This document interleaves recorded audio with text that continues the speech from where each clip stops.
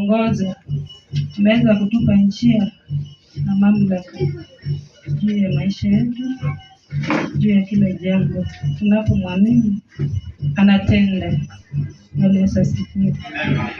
Simama mbele yenu, sina budi ya kumwambia Mungu ni asante kwa yale yote ambaye amenifanyia, pamoja na familia yangu, pamoja na familia yetu. Na dada yangu mdogo Sharon, ni mtoto ambaye ni mgonjwa, amelazwa lakini anaendelea kupata nafuu. Alikuwa na pneumonia. Sasa kumwambia Mungu ni asante, ndio anaweza toka umani. Bwana asifiwe. Siku ya leo tunaenda kujifunza kuhusu Zakayo. Zakayo alikuwa mtu ambaye alikuwa ni mtoza ushuru, naye inaenda sambamba na imani. So topiki yetu ni juu ya imani. Bwana Yesu asifiwe. Tunaenda kusoma katika kitabu cha Luka 19 mlango wa 2 hadi 7.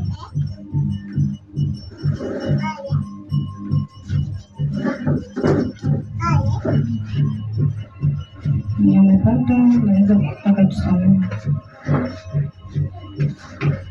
Luka mlango wa 19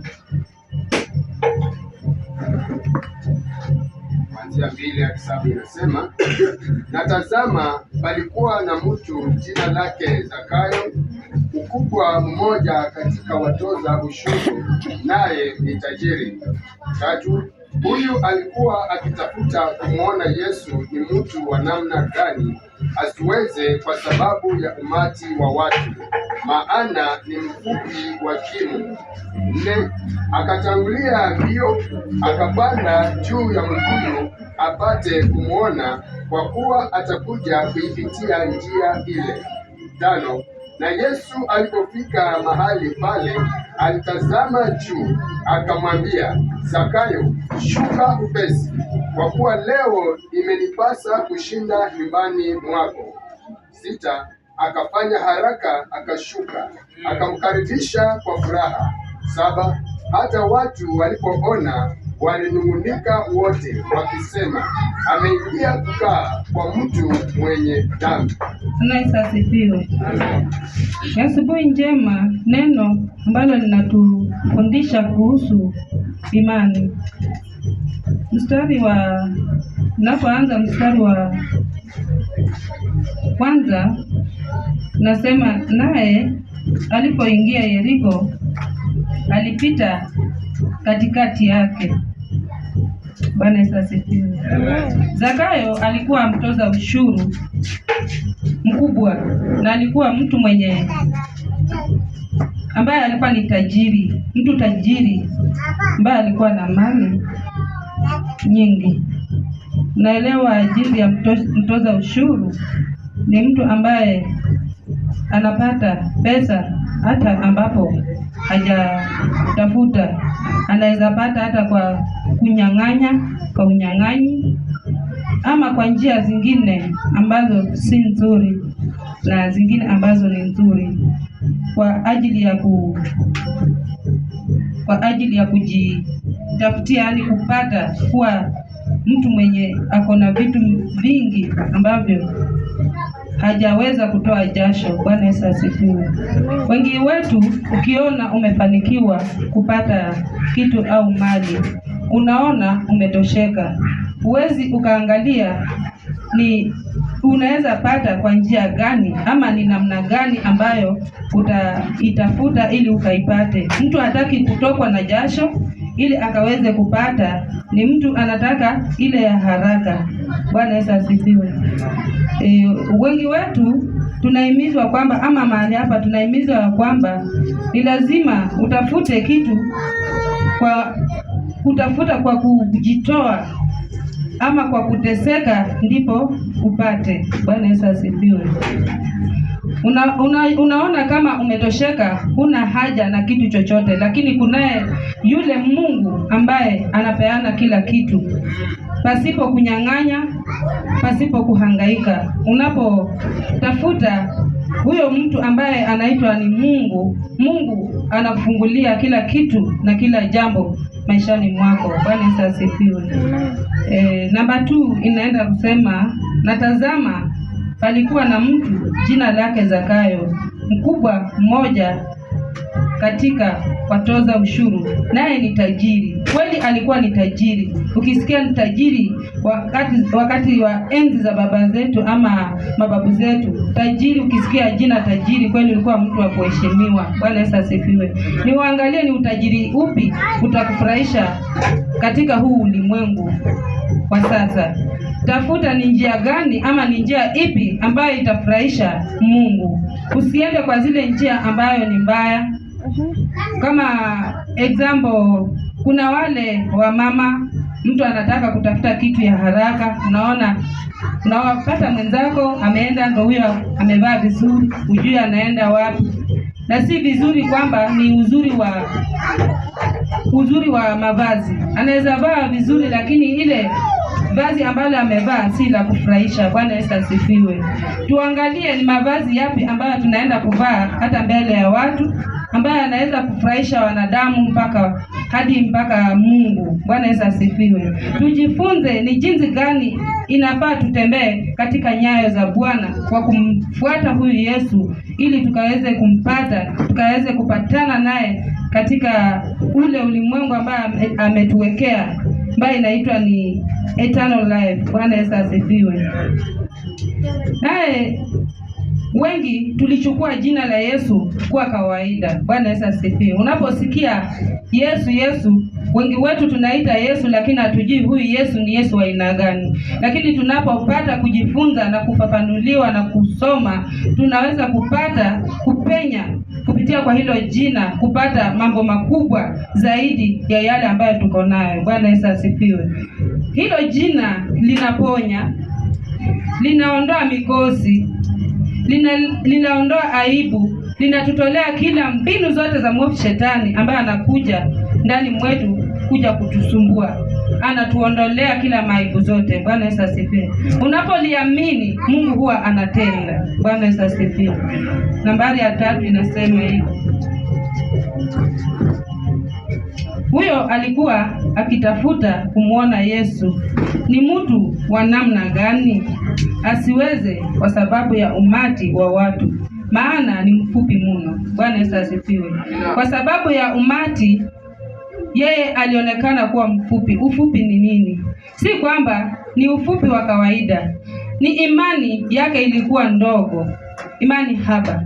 Ndiposa aliweza kuamua na akajiondoa katika huo ufupi. Yaani ufupi ni zile dhambi ama mambo mabaya ambayo alikuwa anafanya. Ndiposa hiki kitabu kinatuambia tuachane na yale mambo ambayo hayamfurahishi Mungu. Tuachane na ule ufupi, tuachane na mambo ya kale, mambo ambayo hayampendezi Mungu. Tufuate njia za Bwana. Fuata nyayo za Bwana. Jinsi Mungu anapokanyaga ama Yesu anapokanyaga, kanyaga katika ile mguu wake, utaweza kupona. Utaweza kufunguliwa kila jambo ambalo unaona ni gumu ndani ya maisha yako. Mungu ataweza kufungua. Bwana Yesu asifiwe.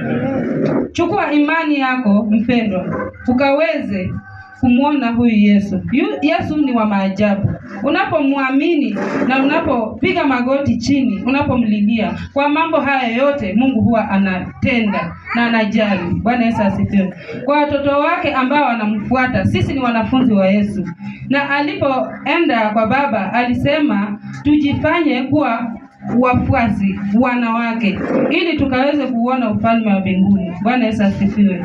Ni wakati wenu kujiuliza ama kujichunguza, ama mimi na wewe kujichunguza, ni hatua gani tumechukua katika haya maisha, ni njia ipi ambayo tunaifuata, ni mwenendo gani ambayo tunafuata. Bwana Yesu asifiwe. Jiulize katika maisha yako, ni kazi gani ambayo unafanya ama unamfanyia Mungu. Kila kitu ni kitu ya kunung'unika ama ni njia gani ambayo unafuata.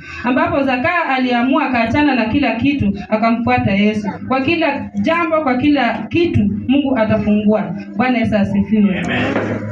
Yesu akaokoa. Yesu anaokoa, anajali, anaweza. Kwa kila jambo hashindwi kamwe. Bwana Yesu asifiwe. Mungu ama Yesu hashindwi. Mwana wa Mungu aliyetumwa na Mungu kuja kutusaidia katika huu ulimwengu. Anasaidia na anajali. Kwa hivyo ndugu na dada, jielewe, uamini, ujiulize. Ni nini ambacho unataka ama unachotakikana kufanya ili Yesu akaweze kukuja ndani ya maisha yako. Ukaweze kujifungua ndani ya moyo wako, ukaweze kuomba, ukaweze kujipa imani kwa matendo. Bwana Yesu asifiwe. Amen. Ukimwendea Bwana kwa unyenyekevu, hakika huwa anatenda. Hakuna siku atakaye kuaibisha. Bwana Yesu asifiwe. Unapoenda kwa Mungu kwa unyenyekevu na moyo mkunjufu, Bwana anakuokoa, Bwana anafungua. Haijalishi uko hali gani, haijalishi ni mambo yapi ambayo unayapitia, haijalishi ni kama huu ukuta ambao uko hapa, Bwana atafanya njia pasipo na njia, na utaweza kupenya katika uwepo wa Bwana. Bwana Yesu asifiwe. Namba 4 inasema akatangulia mbio. Yaani Zakayo aliweza kutangulia mbio kabla ya watu wengine. Yaani jipe imani hata wewe katika katika hii hali ama hapa mahali tulipo, jiweke katika imani. Kimbilia huyu Yesu. Yesu atakuokoa. Usione kwamba ni mambo gani ambayo yamekukuta. Usione kwamba ni mambo mangapi yamekukuta. Usione ni mangapi umeyapitia. Usione ni mangapi ambayo yanakuja. Ili ufanyike kuwa mwana, lazima upite kwa majaribu. Na haya majaribu si machache, si madogo. Lazima upite kwa mambo yale magumu, ndipo ukaweze kupenya katika uwepo wa Bwana. Bwana Yesu asifiwe. Amen. Yeye alitangulia mbio, akapanda mkuyu, akapata kumuona Yesu. Alichukua hatua ya kumjua huyu Yesu. Yaani alikuwa anatamani huyu Yesu. Alikuwa anamsikia ni Yesu wa aina gani. Akatamani kumuona. Ndiposa nimekuja mbele zenu. Ninawaambia ndugu zangu na dada zangu, jiulize ni njia gani utakayoifuata ama utakayoitafuta kwa kumpata huyu Yesu, ili Yesu akakukaribie na wewe ukamkaribishe ndani ya maisha yako, akaweze kukufanyia mambo ambayo unahitaji. Utaona yote yakiwa mepesi, atakupenyeza kwa kila hali, utaweza kupenya kwa kila jambo, na Mungu atakuokoa. Bwana Yesu asifiwe. Tafuta ni njia ipi Yesu anapenda. Lazima uachane na mambo yasiyomfaa Bwana. Mambo ya kupotosha wenzako. Unaweza mwambia kanisa ni mbaya, usiende huko. Watu wamesema tutoe pesa ya nini? Hati ya kujenga kanisa? Hapana. Angalia ni jambo gani ambalo unalo stahili kufanya. Angalia roho yako. Usiangalie yale ambayo mtu anakuambia. Mambo mengi ambayo wanadamu wanaambia wenzao ni ya kupotosha. Usipokuwa na akili utapotea. Bwana Yesu asifiwe. Mwenyewe ni kujiangalia na kuangalia hata mwenzako kama amekwambia hili jambo ni jambo nzuri ama ni njia nzuri. Jiulize na ukaombe Mungu. Hata kama ni njia nzuri itakuwa nzuri, na kama ni mbaya hata utaelekezwa tu hii njia ni mbaya. Hata yaani Mungu huwa analeta maneno kwa njia tofauti. Anaweza kuletea hata kwa ndoto. Anaweza kuleta hata kama umekaa hivi utamuona Mungu yu karibu na wewe anakuambia. Hata ukisoma Biblia inakufunza. Kwa kila jambo, kwa kila hali utaona ukienenda. Ukiona huelewi, unaweza enda hata kwa mchungaji, hata kwa mshirika. Anaweza akakuelekeza. Unaweza pata njia ambayo ni nzuri, ambayo inaweza kupeleka mahali. Bwana Yesu asifiwe. Isio yaani utembee na ufuate njia ya Bwana. Bwana ataweza kukusaidia. Unapoomba katika ile njia mbaya, Mungu anakutoa na kurudisha kwa njia iliyo nzuri. Bwana Yesu asifiwe. Yesu anabisha mlangoni. Nawaambia ndugu na dada, Yesu anabisha mlangoni. Yesu anapokubishia ama jirani, example, jirani anapobisha ama mtu unaposikia mtu anagonga, utafanya nini? Unaenda unafungua mlango, unamwambia karibu. Yesu anagonga mlangoni. Ni afadhali ufungue roho yako, fungua roho yako. Mungu Yesu akaweze kuingia ndani ya maisha yako, atakusaidia katika kila jambo ambalo unang'ang'ana. Bwana atakuwezesha. Bwana Yesu asifiwe. Atafanya njia pasipo na njia. Atakuinua kutoka chini mpaka juu. Atakutoa kutoka mavumbini. Yaani Bwana atakusaidia, atakuinua, atakufanya kuwa mwana. Atawashangaza wale hata maadui zako. Atawashangaza wale ambao wanakufuata wakisema ni marafiki na si marafiki, mpaka wakae wakisema imekuaje. Bwana Yesu asifiwe. Usione kwamba wewe ndio shida imeingia tu hodi, yaani imepiga hodi katika mlango wako. Ita huyu Yesu kwa kila jambo. Ukiona hata jambo ni gumu, kuna hata mambo yanaweza kuja magumu, hata mwenzako anaweza kufanyia jambo, uone kwamba mimi namwendea mpaka nimshike tai. Kwa nini amefanya hivi? Haiendi hivyo. Enda kwa unyenyekevu, enda kwa Bwana. Hata ukiona jambo limekukera, hata kama utalia, lia tu, lakini unapopiga magoti lazima Mungu atakujibu. Bwana Yesu asifiwe. Amen. Mungu anajibu pasipo na majibu. Mpaka unashangaa imekuja aje. Mwenyewe huna jibu.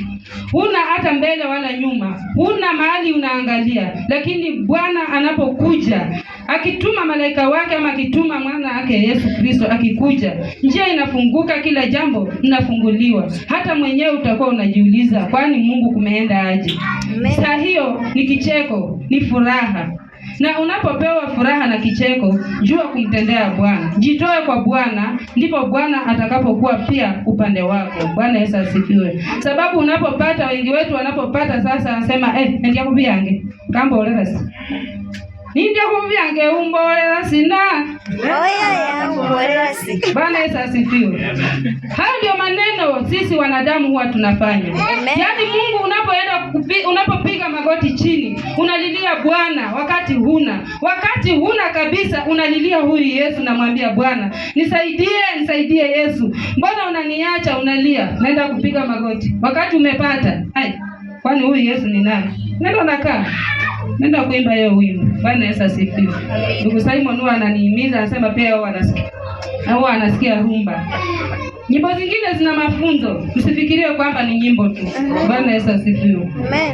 Mstari wa 5. Na Yesu alipofika mahali pale, alitazama juu, akamwambia, Zakayo, shuka upesi, kwa kuwa leo imenipasa kushinda nyumbani mwako. Bwana Yesu asifiwe. Yaani Yesu aliona roho ya Zakayo. Ndiposa tuko hapa mahali, sisi ndiyo Zakayo ambaye tunaongelelewa. Yesu atakuangalia aje, atakuona aje. Hiyo sio mkuyu, bali anaangalia imani yako iko aje. Ndipo Yesu aingie ndani ya nyumbani mwako. Hata anapobisha, anakuangalia roho. Wewe ni mtu wa aina gani? Ni mtu mnyenyekevu? Ni mtu ambaye anatii sheria za Mungu? Ni mtu wa aina gani? Ndiposa Yesu akakuje, akakuokoe, akakuponye, akakutoa katika ile maneno ambayo inakufinya, akakuweke juu. Bwana Yesu asifiwe. Yesu anakuita, achana na vyote, mkubali yeye, anatenda, anaweza, atakupigania kwa kila hali, kwa kila mali, kwa kila jambo. Yeye ni mshindi na atatushindia. Bwana Yesu asifiwe. Amen. Haijalishi ni makubwa kiasi gani, haijalishi ni mangapi, haijalishi ni manono, haijalishi ni magani, Bwana anapasua, atapasua mbariga. Tutaweza kupita jinsi Yesu anapotuambia tumkubali, ili akaweze kuingia ndani ya mioyo yetu na tusaidie, tutembee na yeye, tunapofanya chochote tufanye na yeye. Bwana Yesu asifiwe. Namba 6 inasema, akafanya haraka akashuka unaambiwa ndugu na dada, fanya upesi, shuka. Yaani nyenyekea mbele za Bwana, jishushe. Wewe unapotembea unasoma barua gani katika maisha yako? Ni barua gani nasoma ndani ya maisha yako? Jiulize ndugu na dada. Yesu anakuita, anakuambia shuka, jishushe katika nyayo zake. Atakuponya, atakusaidia, atakutendea jinsi roho yako inataka. Bwana Yesu asifiwe. Atakufariji kwa kila hali. Bwana Yesu asifiwe. Asifiwe Yesu.